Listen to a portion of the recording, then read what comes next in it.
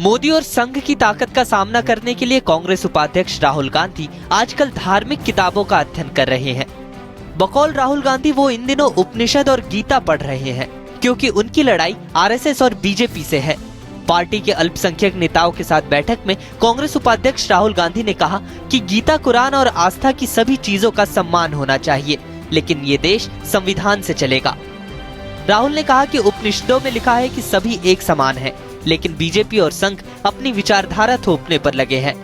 हमारे यहाँ मिथक है, एंशिएंट, हमारा कंट्री जो है वो बहुत पुराना है, उसमें वेद है, पुराण है, ये सब चीजें हैं। तो उनकी जानकारी के लिए, समाज और देश बनाने के लिए यदि कोई पढ़ रहा तो ठीक कर रहा। बात विचारधारा की होती है। तमाम लोगों ने विचारधारा की बात के ऊपर कहा और राहुल जी ने स्पष्ट किया कि हमारी कांग्रेस पार्टी की नीतियां बहुत स्पष्ट है और कल भी थी, वही आज भी है। हम किसी धर्म के आधार पर, किसी समुदाय के आधार पर कोई राजनीति नहीं करते। राहुल गांधी ने कहा कि बीजेपी और संघ को हराने के लिए विपक्ष एकजुट होकर लड़ेगा।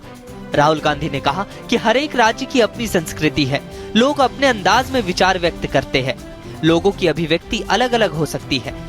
भारत की विविधता उसकी ताकत है, कमजोरी नहीं। लेकिन अगर बीजेपी की नजर में विविधता कमजोरी है, तो ऐसे विचारों का कुचला जाना जरूरी है। तो कम से कम अब उनकी एक बात समझ में आई है कि अब गीता और उपनिषद पढ़ना ही उनके लिए फायदेमंद है और फायदे का काम है। आने वाले दिनों में उनको जो है वो योगा वगैरह भी, क्योंकि अभी जिम तो जाते ही, ये योगा वगैरह करना शुरू करेंगे।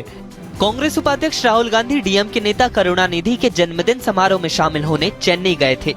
यहाँ उन्होंने बीजेपी और संघ पर निशाना साधा। उन्होंने कहा कि बीजेपी और संघ देश में एक ही तरह की विचारधारा थोपना चाहते हैं, लेकिन विपक्ष इसे सफल नहीं होने देगा।